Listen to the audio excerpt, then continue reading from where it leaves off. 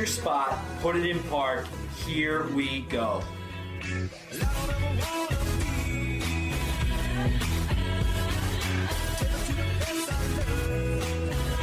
It's the Free Parking Podcast, presented by Office Jockeys, racing to the weekend. What is going on, guys? Deaver here alongside my co-host Bush for episode 54 of the Free Parking Podcast. Bush, how was your day today? It was an okay day, man. Episode 54. If you're new here, you're late. Welcome to the Free Parking Podcast. Appreciate having you here. No, I asked you how your day was because I know how your day went. Obviously, we record on Wednesdays. Mm-hmm. Status quo? Status quo. Let's put it this way. After work, immediately get home. The guys in the house said, we're strapping up. We're going to Outback. Now, I didn't know how their day went, but I know how my day in weeks and months have been going. So I said, let's go hit Outback. Well, $6 cocktails. We had the cherry lime with, I don't even know what the mixer was in. I think it was Bacardi lime rum. And, $18 bar tab later, here we are.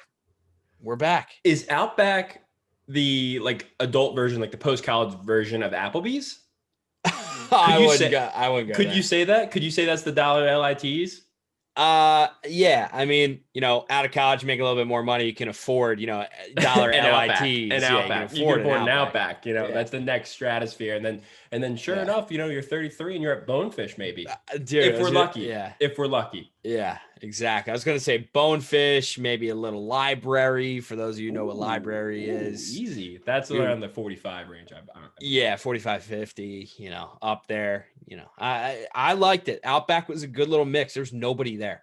We were in and out, hour and a half, boom, boom, boom, 3 drinks pop, right out. It was nice. So to tell you how my day was, it was great. Thanks for asking. My day was so great that I'm feeling a little generous right now. And we didn't even talk about this before the podcast. I would like to do a special giveaway in this podcast. Fantastic. So it's a hidden giveaway, right? You're listening to this podcast. I need you to, I'll say hidden word at some point. Not even play it. Hidden word at some point. You're going to get yourself an FAP Nike hat. Okay. Yeah, I'm feeling. Wow, you're on one tonight. I'm giving today. I'm looking for that karma back. So yeah, you guys, like I said, I'll say, special word at some point later on in the podcast once you enjoy this entire thing, and you got a hat coming your way. If you comment that in our most recent Instagram post and tag a friend, let's say that. Comment secret word, tag a friend. That's all you need to do. Sign, seal it. So with that, we got through the NFL divisional round of playoffs. Your boys, I am so sorry to hear that your Cleveland Browns will not be moving on to the AFC Championship game. Are you surprised? I know you were riding heavy on them. Did you think that their performance was lacking in any way, or they gave their best fight? I don't think they gave their best fight. I do agree with Fundy that the Browns beat the Browns in that game, especially with Mahomes going out. I mean, anytime an MVP candidate, MVP receiver, gets out in a game, bro, you should win. You should win because that's their catalyst that's keeping them alive. But then again, they're a championship team. What do we always say about championship teams? Next man up. That's how you win championships. And sure enough, bro, who's the guy who came in? Chad Henne. Dude. Former Miami Dolphin, former Michigan product. Michigan guys getting it done this weekend with Tom Brady and Chad Henne. I still can't believe he's still in the league, to be honest. I didn't really see him as one of those journeyman backup guys like the Daniels or the Fitzies or I thought, honestly, I did not know he was still in the league. But scary play with Pat Mahomes going down. I watched it live. And I kept looking for the hit to the head, whether it was a hit to the head or falling to the ground. But it said, I guess it was nerve damage. It was kind of like a shock to his system when he got popped. It sounds like everything's going okay this week in protocols. So we should see Mahomes most likely for the AFC Championship game. I know concussions aren't one to mess with. So they're probably taking a close eye to this. It's not like he can play through this injury, right? Especially in this age in the NFL. But yeah, your boys, they really had an opportunity there. The Chad Henne third down run might go down. I mean, it might go down as the reason the Chiefs enter the Super Bowl. Seriously, he sealed their fate in that game. And I guess that's a sign of a full team, top to bottom. Even your backup quarterback not no name, but never was. He's not a has-been. He was a never was making plays like that. So really, Patty Mahomes, obviously, all eyes are going to be him moving on into the weekend. But the Browns is the Browns. The Browns are the Browns, Steves. But luckily, we pay for insurance for a reason. If you listen to episode 50, I also did say that the Bills were my other pick, and I'm still riding heavy on them. Do you think the Bills have what it takes to upset Kansas City? You know what the Bills have that the Browns didn't? And we talked about this last episode, is the camaraderie. Now, the Browns were hot, but I think they were hot with a little bit of, I don't want to say hostility, but I don't want to say the type of camaraderie that the Bills had or Bills have. So, the Bills are rocking with each other right now. The connection between Diggs and Josh Allen is just absolutely uncanny. Can't find it anywhere else in the league right now, to be honest. I mean, even Tyreek Hill and Patty Mahomes aren't like that. So, really, really looking forward to the Browns Chiefs game. And Deeves, I genuinely believe that the Bills have a shot. I do believe that. So one of the reasons I was fired up after the Browns Chiefs game, even though Kansas City obviously pulled out the W, it was yet another game of Kansas City not covering. They were 7-9 during the regular season. Mm-hmm. Good teams win, great teams cover. They still have yet to get over that hump, and the spread is opening up very thin for the Bills Chiefs game. It's opening up at -3 Kansas City. So they're given 3 points. They have yet to cover. That gives Fundy's Chiefs only a 2.5 point wiggle room to pull out this dub. Right. To be a great team. Because honestly, as scary as the AFC was this entire time, the NFC is looking spicy on the other side as well. And obviously we previewed a little bit our AFC championship matchup. But you got 2 storied, time-tested, top of their game. I wouldn't say Brady's at the top of his game. Aaron Rodgers MVP season, and Brady playing very well behind this new Bucs organization. Mm-hmm. Yeah, I'm very excited to watch Rodgers and Brady go at it, man. Dude, it was actually pretty interesting because, after watching Breeze basically my whole life, and, he was Breeze, Brady, Rodgers. These are the guys that when we truly understood football, these are the guys we're going to remember when we're, in our 40s and 50s, like kids, these were the guys. Right. These were the, our parents tell us about Marino, Montana, Aikman, those guys, Aikman, all those guys, right?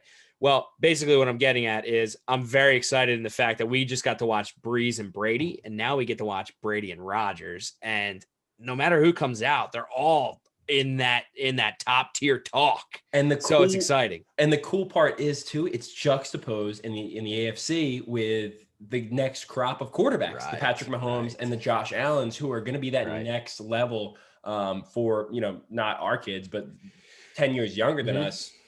15 years younger than us that are going to grow up with those guys for the next 10 years. So you brought up Drew Brees for a second. As much as I bash the Saints on here, as much as I hate them and wanted them to lose that game, it did strike a chord when he retired. It did strike a chord his last game as he walked off the field, playing with his family in the Tom Brady clips, turning around, looking at the stadium, kind of taking one last glimpse, kissing, air kissing his family in the stands. Mm-hmm. It was bittersweet because even though you dislike a guy, or not even dislike the person, but the player for, what he does on the field for the Saints, it was a changing of the guard type thing. Like, first off, shit, I'm getting old. Yeah. 2, you won't see a really good competitor compete again. You won't have to worry about him again. So as much as, you like or hate a guy, same thing with Phil Rivers. I know Fundy doesn't like Phil Rivers at all, probably one of his most hated guys, but he just announced his retirement on Wednesday. So Phil Rivers, again, another guy from that same draft class as Eli Manning on his way out. It's leaving, it's leaving a smaller crop of that tier of quarterback in the league. I got a question for you. Yeah. Why, in my eyes, now I feel like I can't be the only one. Why was Ben Roethlisberger's last game so much more emotional and so much more, seemed like it was like a true gut punch than Breeze's last game? Here you go. Because I don't think he knew it was his last game. And it's not yet. It's not, right? I think it was a little bit more surprising. First off, how it happened, right? It wasn't a competitive game from start to finish. They were behind 14, 21 points off the get-go due to mistakes. So I think that was shocking as well to have those blunders in the beginning to set up pretty much an unclimbable mountain. You're talking about Ben right now. I'm talking about Ben's game, correct. Yeah. Why that game was so much more, impactful at the end of it instead of Breeze's. Plus, too, what came out later with the whole Pouncey conversation on the bench post game is that one of the reasons Ben came back and Pouncey and him had this internal pact that they were going to play together as long as they could. And once one of them, it was time for them to go, both of them would go out together. And some reports from Pittsburgh beat writers have Maurkice Pouncey actually retiring after this season, yet to officially announce. But all a part of that, the shocking loss, Pouncey interaction on the bench saying, man, I don't know if I can do it again. Maybe more of a sudden tick than he thought. It wasn't a natural progression of, leaving the Oval Office. It was a like, oh man, this is real. And that's how I just went out. Correct. Correct. Okay. Or I have to make a decision. I had this pact with this guy, but I got to come back one more year, finish out my contract, finish out and again, in Pittsburgh right now, they don't know what to do with him. I see some people on Twitter asking to cut him, honestly, because we're $40 million, I believe, this year in cap space. He's a big chunk of our cap space. Now, my thing throughout was that I don't want to see it end ugly. But never do. You never do. And I don't want to see him go play somewhere else for 1 year like Phil Rivers. I mean, he's a Steeler for life. He's not like a guy who hasn't won he's won 2 Super Bowls, gone to 3, broken records. He's the Pittsburgh Steelers right now. Yeah. So hopefully it ends cordial, whether he plays 1 more year or not. I'm not going to go there right now. That is my findings of why it was so much more impactful. As Breeze knew he was on his way out, where it might be a little bit more, gut punching right there. We're getting talks before this most recent NFL season even kicks off that Breeze is looking to sign deals with broadcasting companies at the end of the season. So exactly. I see what you're saying. One is like, oh shit, that just happened. I can't believe that's how it just happened. Right. And now it could be done. The other one's like, all right, man, we made it to the playoffs. I lost to Tom Brady. I would hate to lose as your last game anyway, but to say that was your last game, you knew it was your last season, it was to Tom Brady. I think that's all right. Right. So we'll see Tom Brady versus Aaron Rodgers in an MVP season, Josh Allen, Patrick Mahomes on the other side. Whatever we get, because sometimes you have like a Super Bowl matchup that you're not looking for, right? That you don't want to see. Any variety of what happens this weekend is going to be the cream of the crop game for us. What is your ideal Super Bowl matchup? My ideal Super Bowl matchup is Bills-Bucks because of one thing that ThinkCap told me. Okay. ThinkCap told all of us this, but this one has stuck with me. The Bills have waited decades. I mean, literally decades, 2 decades for Tom Brady to leave that division so they could finally win it. And sure enough, the same season Tom Brady leaves, the Bills win that division. Now, wait a minute. Tom Brady's in the other division now with a chance to meet you in the Super Bowl, to potentially beat you in the Super Bowl again. Now, I'm rooting for the Bills through and through. I would love to see that. But because I'm not in love with either team, I think it would be pretty damn funny if after all these years, Tom Brady beat the Bills in that division, goes down the NFC, goes over, beats his dude. Come on. What a story. What a story that is. I like it. I like the Bills too, but I'm going to go opposite. I'm going to go Packers Chiefs. I think that would be the best Super Bowl matchup for us. Not that I wouldn't love to see Tom Brady go out again, but I would love to see a quarterback like Aaron Rodgers in an MVP season go up against Patrick Mahomes, that new guard, right? And they're going to have some chances to play again, very few being in different conferences. But it's going to be a true test of, does Aaron Rodgers still have it? And 2, is Patrick Mahomes official, the next number 1 quarterback in the National Football League? And I think that's what we're going to take a look at next week. I think the Chiefs have a better team throughout, But I think as matchup goes, also 2 storied franchises, right? You got 2 of the oldest teams in the league. Did they play in Super Bowl I? No, that you're 100% correct. They played in Super Bowl You don't even I. need to look it up. You're 100%. They played in Super Bowl I too. So just to see those 2 colors out there on the field, the Lombardi, the this and that. I mean, I think that's a cool. I'll take any of them now. I'll take any of them. I think it's a perfect spread for us. If you don't have an allegiance to any of these teams, you might hate Tom Brady, you might hate the Chiefs. I don't know, but other than that, as a pure football fan, like, give me it all. Give me a consolation game. Give me a consolation game. Yeah. Honestly. Third place game. A third place game. I fucking love a third place game. That'd be awesome. Third place game would be cool. Honestly, why don't they do that? Dude, a third place game. Yeah. The week in between the Super Bowl and the AFC Championship game. Come on. What are we talking about the Pro here? Bowl. What are we talking about? Dude, screw the Pro Bowl. Right. Screw the Pro Bowl. Let's get a third place game. Third place game. And the players make $100,000 a piece if they win. Or $500,000, $500,000 if they win. It's a bonus. It's a bonus. And that makes it worth it. All right, here's one for you, Deeves. One thing that's really bothered me this season is the MVP hunt was between, Russ, Pat, Josh, and Aaron Rodgers this season, right? Why wasn't Tom Brady talked about? Setting records for the Tampa Bay Buccaneers organization in like his first 6 weeks. The guy threw 40 touchdowns this year and 12 interceptions. While I look over here at Josh Allen, who threw 37 touchdowns and 10 interceptions.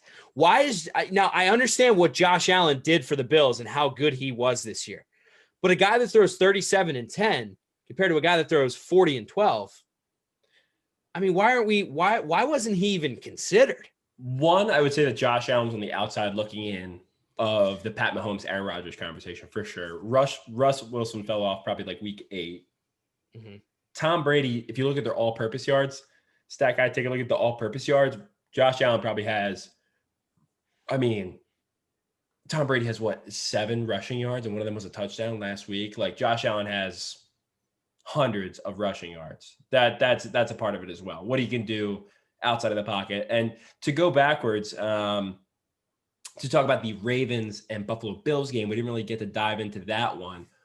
I think that game showed that Josh Allen is the premier mobile quarterback in the league. Now, obviously, Patty Mahomes can throw on the run. Lamar Jackson can run. I think Josh Allen is the premier combination of both, of arm strength, and this is not comparing him to Patty, it's more to Lamar, is that he's got the legs, he's got the moves, he's got the size, maybe not as elusive as Lamar, but he's got the arm to back it up, whether it's the deep ball or, the accuracy is questionable at points. All in all, head and shoulders above Lamar Jackson, who I think needs to work on that to become in that conversation. He's in a different he is a different category. I think he's in a different column. Now, correct me if I'm wrong, but your quarterback rating that you get, and that's your average for the season, takes into account everything you just said: your arm, your running, how many yards you get, how many touchdowns, interceptions, right? I have no idea. It takes in probably even more than what I don't think even the guys that made it really know what it takes in. Yeah, I really don't. Well, what I'm getting at these is, the guy who I'm saying should have been in the conversation, TB12, was only within a 5-point QBR differential between the guys who were being talked about. So I don't know. He's our guy. We love them. We love him. Very true. Very true. And I want some recognition here. The guy is 40 something years old, and he's still competing with the young bucks of the league. Like, it's incredible. It's incredible. It is incredible, but they don't hand out participation trophies, right? Like, there's no skew to his numbers due to his age. He's playing a grown man's game, whether you're 21 or you're 42. Yep. So I think you got to take that into fact as well. I agree to an extent. I think the other two were true. They were better. They were better candidates throughout. I think that obviously the offensive player of the week and whatnot that Brady has gotten, and the records he's broken for the Buccaneers are something to say. Even though the Buccaneers really haven't had a great track record since. It's pretty easy to break a couple of records there. It's not like you're going to Dallas or Pittsburgh or wherever. True. Deeves, the other big topics in the NFL here. involve a lot of big time coaching decisions. And I want to hear your take, bro. Where are people going? And then we got to there's players going places. Dude. The flashiest move has been the Jacksonville Jaguars securing Urban Meyer to become a head coach, potentially probably for Trevor Lawrence. You've seen the mock-ups already. I think out of all of them, this is the most interesting one. It has the most flair to it, with Urban Meyer coming back not only into coaching, but also into the professional ranks, right? Mm-hmm. His time at Florida ended badly. His time at Ohio State ended very badly. Goes into TV both times, and now he's back in Jacksonville. I don't really know what he's trying to prove. I didn't watch any of his press conferences. I don't know if he said anything about, wanting to grow the next culture of Jacksonville Jaguars, like wants to build a winning culture, wants to win championships, wants to have a good season, just likes the warm weather, needs to make some cash. Like, I really don't know what his goal is. That's what it sounds. That from the outside looking in, like, number 1 overall pick, Jacksonville, Florida, which isn't like the best place in Florida, but it's a place in Florida. Low expectations. Like, dude, he could rock that thing for 4 years, go 8-8 every year. Totally duff it with Trevor Lawrence. It's not that deep, Deeves. It's not. You're looking at it like you're talking about this like I'm talking about it. I'm asking for once where roles reversed. He's a football guy. The reason I'm talking, why is he coming back? Like, it's almost like when they talk about Bill Cowher coming back every single time that there's a coaching vacancy, right? They talk about Bill Cowher going to the Jets. They talk about Bill Cowher going to the Eagles. Like, every single time, they always talk about him coming back. Why is Urban Meyer coming back? He had health issues. He was gone. He had some shady stuff going on at Ohio State. He was gone. Like, bro, why are you getting back in the mix? That's my point. And why are you making such a huge jump from college, and Ohio State being one of the top 4 college programs in the nation? But why are you making that jump when you got the cushiest job in the world on Fox Sports on Saturday mornings, doing a little this, little that, and now you got people to answer to? When you're playing golf at 3:00 on a Saturday, and once you're done pregame shows, now you're running an NFL franchise. That's a lot. So I don't really know what makes him tick. He's a football guy. You're right. He's a football guy. But at the same time, if I'm at that point, 60 years old, made my money, got the cushy ride.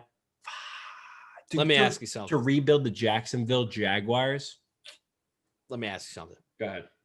As a former employee of the Philadelphia Flyers, and now you work a job that you do like, and let's as I'm going through this, I want to relate this. Urban probably enjoys his job with Fox or with whoever he's with. He probably enjoys it. Now you have the opportunity to go back to something you love, something you've worked in for quite some time, something that has given you incredible experiences. And you're like, oh, yeah, I think I'm going to go do that. Not because I need to prove anything, not because I need to redeem myself, because I just love it, because you just love the Flyers. Because if you had the opportunity, even though you love what you're doing now, to go do something you love even more, you're going to go do it. You're going to go do it. And yeah, he had a couple shady experiences. Dude, it happens. It happens. So does everybody. Dude, it happens. Look at the head coach of name slipping my mind, most legendary college coach of all time, slipping my mind, the guy from Penn State. Joe Paterno. Joe Paterno had stuff happen to him. And he still tried to get, he still tried to push through it as much as he could because he loved the game. He died like a year later. Dude, I know. It's tragic. It's tragic. But he still tried to do it. He still tried to push through it, do everything he could to make it right. He just loves it, dude. Urban Meyer just loves football. He's got a first-round pick. I'm sure as hell that contributed to it. Oh, I get to get the best college quarterback. Yeah. He gets the warm weather like you're talking about. He gets a team that's probably not going to be that big on the radar, like other than having the number 1 pick. And they're probably paying him a good buck.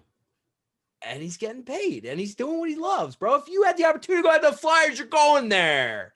Come on. Don't tell me you're not. Don't tell me you're not going back to. He wasn't working. Now I get it. He loves it. I get it. That makes sense. That makes a lot of sense. I'm going to concede. White flag. That makes sense. Let's keep moving through these coaching changes. Go ahead. Coaching hires. Can I move through? Please. Coaching hires. Please. Honestly, none of them jump out at me. For Deuce Staley. I want to talk about the Birds real quick. real quick, Chargers hired Brandon Staley, not Mhm. Deuce Staley. Former Rams defensive coordinator. New York Jets hired Robert Saleh, the defensive coordinator from the San Francisco 49ers. Might know him from getting jacked up on the sidelines. I don't know too much about him. And the Atlanta Falcons hired Arthur Smith, Mhm. who's offensive coordinator for the Tennessee Titans past 2 seasons. That's honestly all I have to say about that. Like none of those names jump out at me. Oh, actually, to make it even worse, the Lions hired Dan Campbell, who was a tight end coach previous to this hire. Maybe That's we'll pretty be low in the totem, isn't it? maybe we'll be, eating our words in 5-6 years when one of these teams pulls out a chip. But like, I don't know. None of these names are. Robert Saleh is the only other name that like is jumps out on the board. He was touted as the next guy. The name that needs to pop up is the Eric Bieniemy stuff from Kansas City. Funny was talking about him again today. Does he have a chance? You want to talk about the Eagles? Does he have a chance to go to the Eagles? No.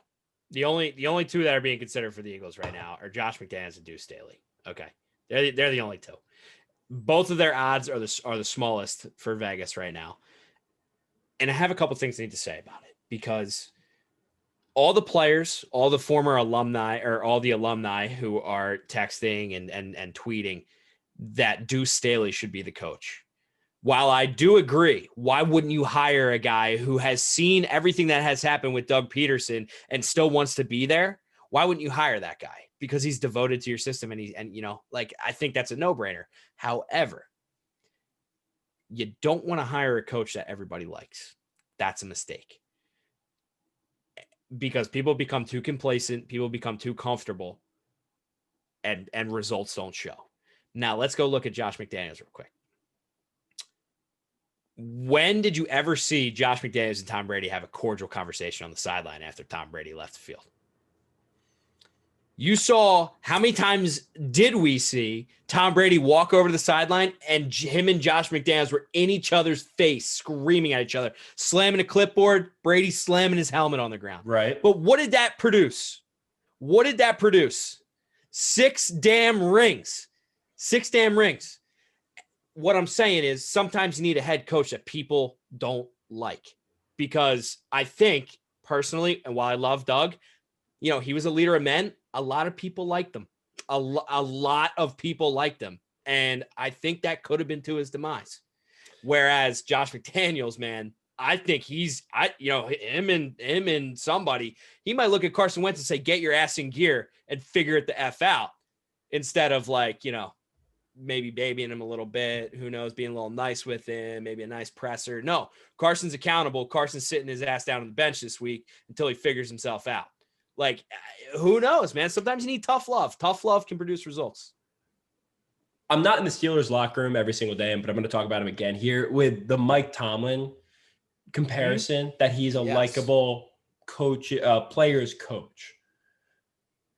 That's countering your argument of a player's coach not being able to win in the National Football League. Now, he has 1 ring, he lost another, and he hasn't had a losing season throughout. I think that kind of defunks if there's the right player's coach in the room, it works. That's not my reason for the Eagles should not hire Deuce Staley. My reasoning that the Eagles should not hire Deuce Staley is I really do not enjoy hiring within. I think if you want to change to your franchise, to your systems, to your team, whether it's baseball, hockey, football, etc., if the culture is losing, even though you won a Super Bowl 3 years ago, you obviously want to change that up with firing Doug. If the culture is wrong or losing, why are you pulling from the same organization inward? All he's known is losing. All he's known is not losing. He won a Super Bowl. All he knows is what the GM is looking for elsewhere. Does that make sense? And I really more so equated to the other Philly sports teams, like the Phillies hiring like Larry Boa and like Mike Schmidt as hitting coaches, or the Flyers pulling up through their ranks in years past, that type of stuff, right? Why are we hiring within when we need a new idea to change this organization? That's what I'm getting. Does that make sense? it makes sense, but I'm hung up on one thing that you said Yeah. early on in your mono there. I completely disagree about the Mike Tomlin thing. Now, he's your head coach. You know him 10 times better than I do. However, outside looking in from a totally different perspective here, Mike Tomlin's got a switch. Mike Tomlin has a switch, dude. I'm sure if one of his players that got too comfortable with him got a little too comfortable, he would nip that in the bud. You know, he's not the guy that's a pushover. He's nice. He'll love you and he'll treat you like a son. But he'll also he'll be a father to you. If you F up. True. Like, that's Mike Tomlin outside looking into me. So, like, True. There's a player's coach. I agree. No, I agree. And he's got There's the right player's coach with a switch. Yeah. Last thing thought on Deuce Staley, too, is, again, on Twitter, like you said, a ton of people, former players, former teammates, touting him as awesome guy, this, that, he's the man, he should be the next hire. They lined up shoulder pad to shoulder pad with him. They played with him and or against him. They haven't been coached by him, per se. Not all of them. Maybe some of them that came out. I think Malcolm Jenkins maybe threw out a tweet as well. But it's different, right? He's running a cog in the entire machine as the, running backs coach. He's running the whole ship at this point. Again, it happens all the time. It's happening across the National Football League right now. Tight ends coach. I'm going to go back to like, if you need to switch up, why are we hiring the good guy? Yeah. The guys I completely see your point. I completely see your point. I don't agree with it, but I completely see your point. Yeah. Well, I mean, we're both saying they should hire externally. Yeah. Different ways to get there. Different ways to get there. Exactly. Different ways to get there. Yeah. Yep. Different ways to sleep at night. Yeah. I like to sleep on my back. Nah, actually my side. Anyway, did you get that off your chest about the Birds? I did. Yeah, I feel great. When are they going to hire somebody? That's my question. When is this going to happen? There's only 2 vacancies left. It's the Birds and oh goodness, the Texans. Again, the 2 most dysfunctional franchises in the NFL right now. I'm okay with it because the Eagles organization knows that whoever they hire will be under a microscope indefinitely after everything we just went through. Yeah. Take your time, make sure it's the perfect fit. If it's not Josh, and it's not Deuce, find your guy. We may have heard of him before, but we'll find them and we'll announce it. I trust them, even though I don't trust them, even though I'm skeptical about their decision making, that this move they're making, taking so long to announce, is a good thing. And actually, now that I'm thinking of it, they really don't have a rush. Like a lot of their candidates and the top candidates, at least like as reporters are coming out with, are still on the board, right? Yeah. Like the Chiefs offensive coordinator, like McDaniels, like Joe Brady from the Carolina Panthers, like obviously their internal hire, Deuce Staley. So like they still have all their cards out on the table. Yeah. So I guess they could take their time. We got a draft coming up in April. Maybe they'll wait till after the Super Bowl. They gotta wait for Bieniemy to be able to interview him. Yeah, that's a big fact. I mean, right? If he's on the list. Yeah, it's true. So moving on out of the National Football League, what do you got? One more thing? With all the coaching decisions that have been going around, there's still a couple player decisions that need to go around too, Deves. Deshaun Watson, Christian McCaffrey's getting talked about. There's a couple decisions that need to be made all over the league. And I want to see Deshaun Watson in the Mile High City. I'm thinking he's going to Denver. What? I think he's going to Denver. What? There it is. I didn't even see that. Was that you? Did you just create that? Did you just pull it out of thin air? What's your evidence? What picks they send in? I saw. Here's my evidence of a Vegas sheet that said plus 800 for the Denver Broncos, right in the middle of all the odds. Love those odds. Right in the middle. There. Oh, and Panthers seems too obvious. Like that just seems like it's too right for that to happen. Like to give them 3 picks and maybe throw him McCaffrey or keep McCaffrey, give him 3. It just seems too good to be true. The couple of the other squads that he was looking to go to, I think there was the Saints he was looking to go to once again. seems too good to be true. And I think that with, what's his name? Jameis Winston and Hill. Jameis Winston and Hill learning under Breeze. I do believe Breeze might still be able to hang out with them, give them some, thoughts, teach them. I don't see it just, once again, those Saints and Panthers seem too good to be true. So where's the other places that are wait, this could work? How about a place that doesn't have a quarterback at all with a guy who really hunts quarterbacks?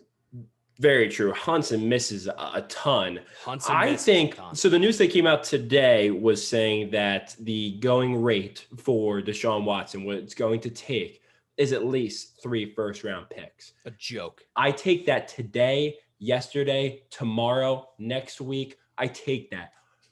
You have a guy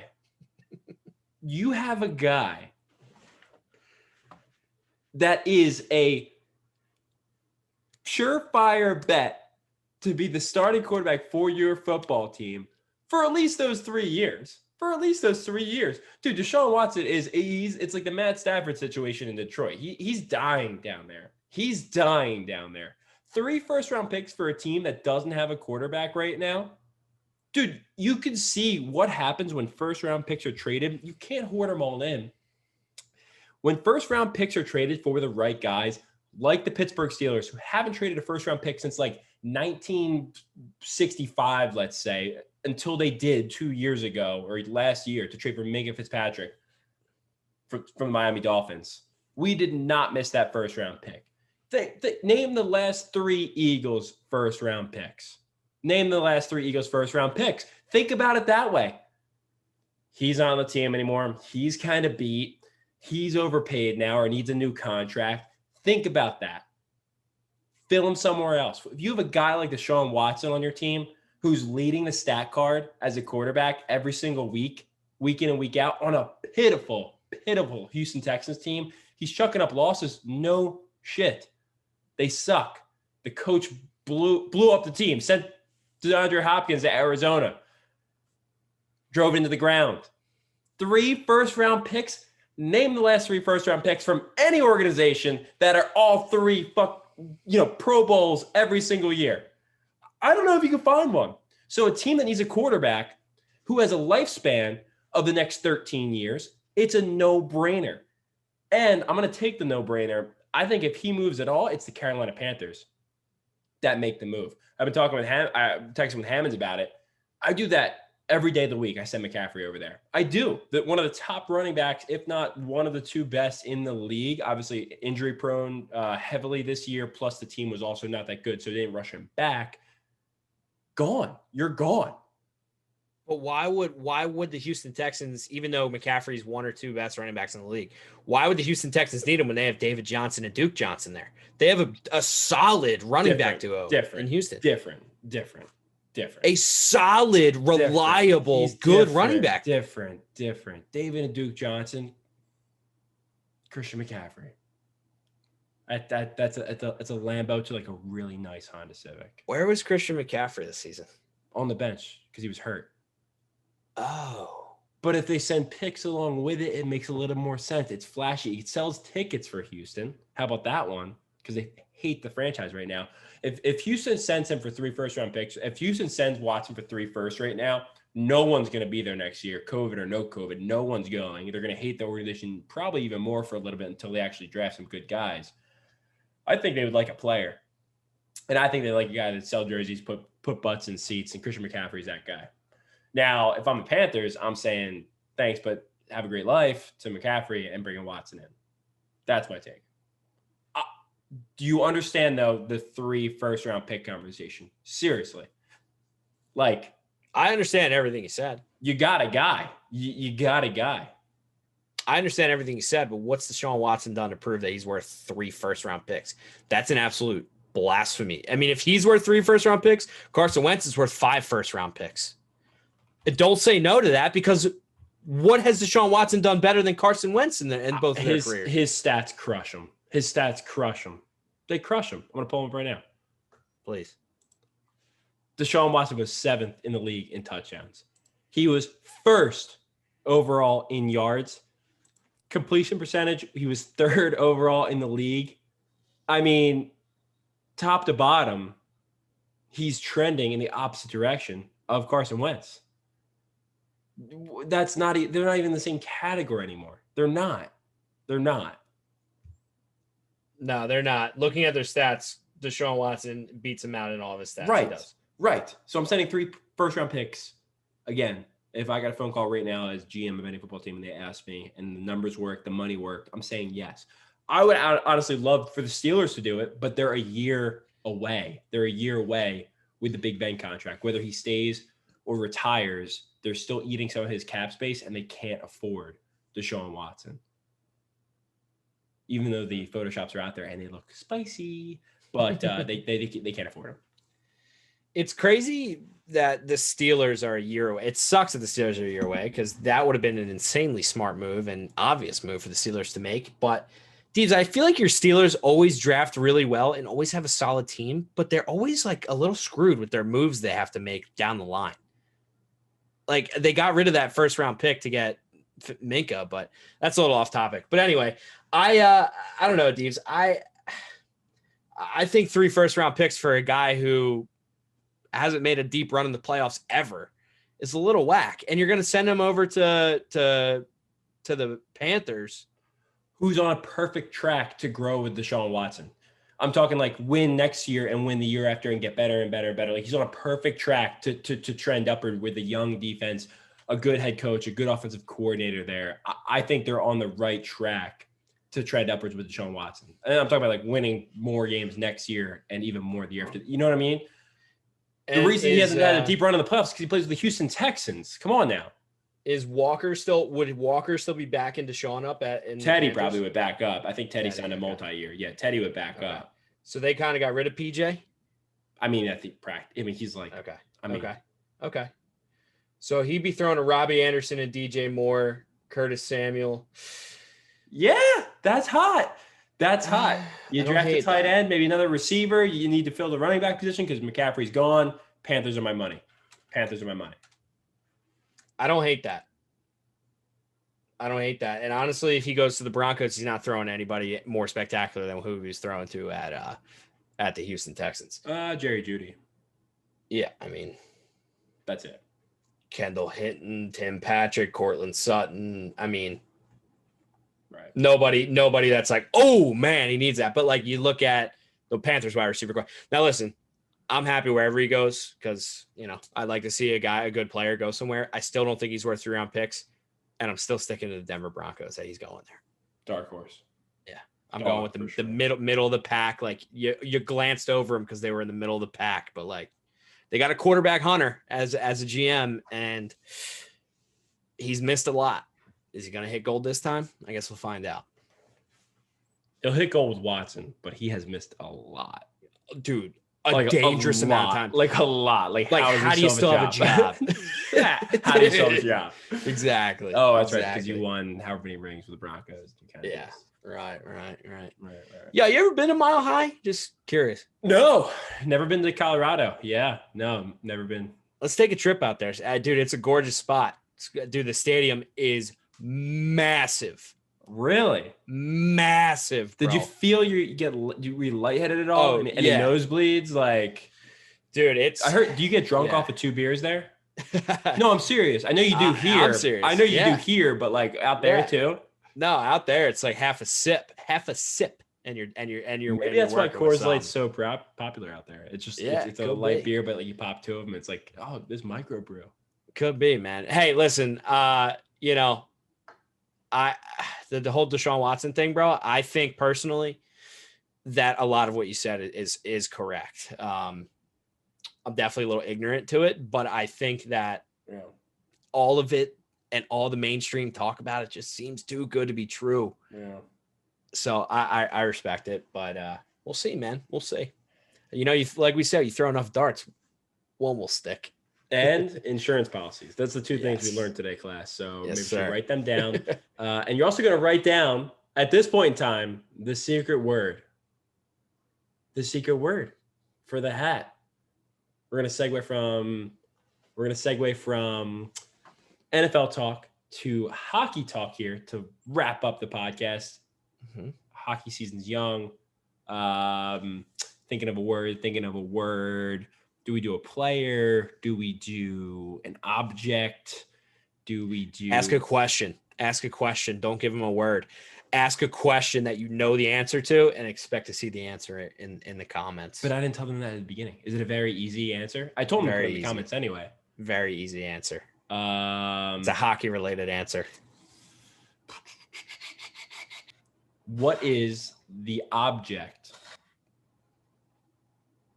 that the players pass around the ice and put in the back of the net to score a goal? There you have it. You have it. Put the answer to what do hockey players pass around the ice and shoot into the goal to score and win the game? What is the object? What is the playing mechanism? Comment it in there. Tag a friend. Free hat. We'll randomize it. We'll do the whole wheel thing again. And if any of the Free Parking boys right now, aka Think Cap or me, try to win this hat, I swear to G, I will shove that hat. So this is listeners only. Guys, make sure you're following on Instagram too, at Free Parking Pod. Keep an eye out for our most recent episode 54 post. Comment that answer. And don't swap a letter because that would be very inappropriate for an comment. Let's get into it. Flyers starting off pretty hot. Lost one of the games. The Buffalo Sabres. They're 3-1 so far on the season. The Buffalo Sabres are real. They were real before the season. They have a deep lineup. And I think we will see them again. Obviously, we'll see them 8 more times, but I think we'll see them again in the playoffs. Can I say something? Because I'm so glad you just brought that up first. Yeah, go ahead. It's not flashy. It's not what you want to hear. And nobody saw this coming. But the new rivalry that's going to develop this season is going to be the Buffalo Sabres and the Philadelphia Flyers. And it happened in a matter of 2 days by one team beating the other 5-0 and the other team winning 3-0. And I told DJ Nader this. I said, dude, you're not going to want to hear this. And I said, I know it's been a lot of talk of who's going to be the new reborn rivalry or the Buffalo Sabres and the Philadelphia Flyers. I've officially adjusted and rearranged from the New York Rangers, and I've gone to the Sabres and Flyers. I think you're right. I think you're kind of right.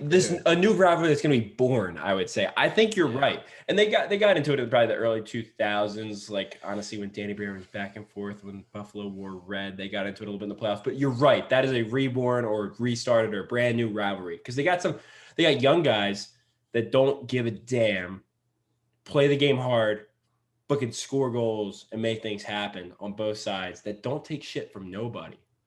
You see how hard they were hitting each other? Like harder than they were hitting the Penguins. Yeah. Yeah. Both teams. Yeah. Yeah. I saw something in those 2 games that I haven't seen the Flyers do even late in the playoffs last year. Yep. To another team. So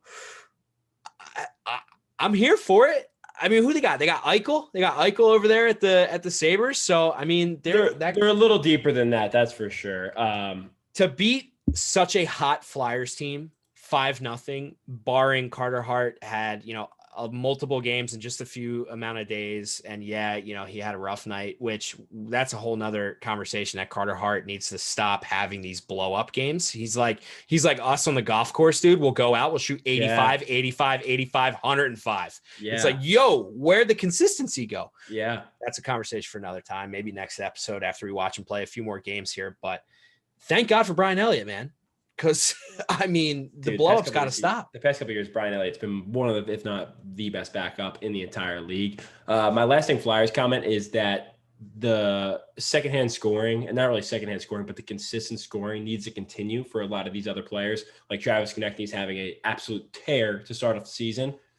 No goals in the playoffs last year. Right? We got to keep that going. We got to keep rolling. We know the Flyers are a very good hockey team. Let's keep that consistent throughout the year and don't spend all the goals right now.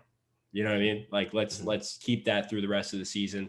No, dude, the Sabres, I mean, the first line, Taylor Hall, Jack Eichel, Sam Reinhart. They signed Eric Stahl this season as kind of a veteran presence. Cody Eakin's a punk. Jeff Skinner's on their 4th line, who, is still kind of a decent player. Rasmus Ristolainen on defense. And the funny part is the other night, did you hear the comment about Carter Hutton playing in net He's the starter for the Sabres. Yeah. You know he played for the Flyers? I did not know that. I didn't know that until the game actually happened. Apparently, as a rookie, he backed up Brian Boucher in an emergency type situation once and ended up playing. Never played for the Flyers again. Was immediately traded or waived. I forget what it was. It was like an up and down AHL situation. Had no idea. I feel like that was a fun fact I would know. Yeah, that is one of those fun facts that you normally know, Dees. And honestly, I'm a little scared of Carter Hutton. After that one kick save he made, that retro kick save with the blade of his skate. Yeah. I mean, dude, I felt like I was looking at Ron Hextall. It was crazy. Speaking of retro, the Sabres jerseys are hot. Like screaming, scorching, don't touch them, they'll hurt hot. Yeah. Yeah. Yo, looking at a couple other teams in the East, though, man, I'm a huge jersey guy. I love that. And they're the blue, yellow, white. I love that. But looking at a couple other teams in the East here, D, is another team I'm a little scared of. The New York Islanders. Just like last season in the playoffs, they were that team that was like, uh-oh, we're in trouble here. Sure enough, they're the team that knocked us out. So I'm scared of them again because not much has changed. And they are coming out guns blazing just like the Flyers are. So Islanders are a team to look out for. Rangers are a team to look out for. Every freaking team in the East is a team to look out for except the Penguins. Penguins suck eggs this year, bro. Penguins and Caps. I agree with there. Yeah. My team to look out for is we're not going to play them to the playoffs, but a team to look out for in general for put the league on blast is the Montreal Canadiens again. It's the Montreal Canadiens again. I mean, right now they're sitting at 2-0 with a +6 goal differential. Oh, right. Oh, yeah. I think they're going to be tough SOBs to play again. I might need to tune into a game just to hear the announcer say, Kakaniemi passes to Suzuki. Suzuki scores, and then vice versa, just so I can remember how much I hated hearing that in the playoffs, dude. Seriously. Other than that, the one thing I'm going to look out for in the NHL season, other than what's going on so far, is as a fan, it's been a grind. I can't imagine for the players. Like, they're playing every other night, truthfully. I'm pretty sure today, Wednesday, there was a 12 o'clock game. Their schedules are whack. They're playing home and homes, double homes, home away, same teams. These rivalries are starting up. They're hitting harder. They're playing more frequently. Sean Couturier is already out for 2 weeks, at least, with a shoulder injury. I usually say, they're fine, the professional athletes, but like at this point, they're playing a lot of hockey, and as a highly physical, highly competitive, highly high speed, the impacts are harder, and to have them more frequent with tougher opponents again and again and again, I don't know how the guys are going to hold up, man. They got to check themselves and make sure they're ready for this thing, because other than not having to travel across the country back and forth, it's going to be a dogfight. I got one for you here that you just kind of jogged my mind off. And it's that the East is so competitive that the East will beat themselves up so much. And as bad as I want to see my Flyers get a cup, I think that the East is going to beat itself up so much that the other divisions one of those other divisions will probably win the cup because of injuries, because of wear and tear. And maybe you could also say maybe that's going to prime you for the playoffs and get you ready for it. But you're right, though. That's how good the East is. Like, honestly, Buffalo's at the bottom.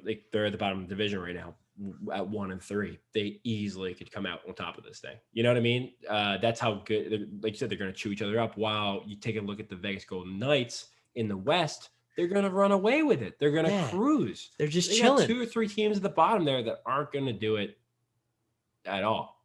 Yeah. And the Sharks, the Ducks, the hat I'm wearing, and the Kings.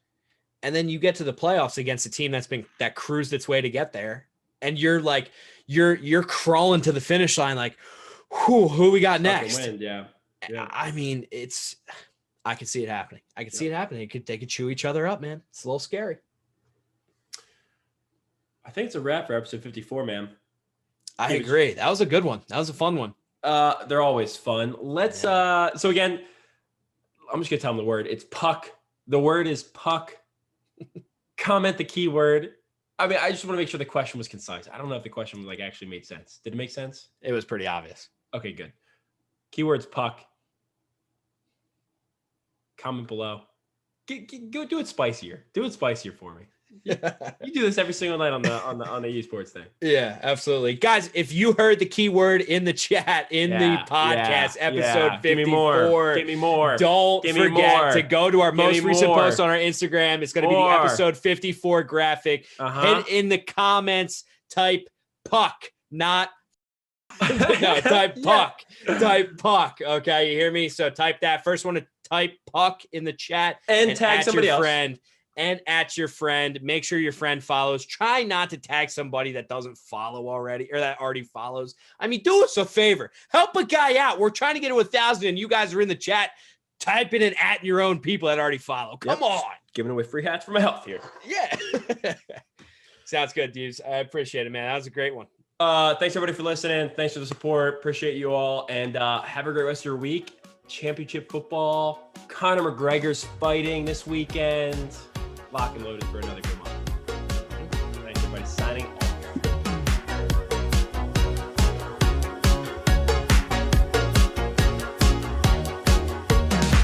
I saw you looking for the side door. You didn't want to stick around for the rest of the night. I guess that's alright.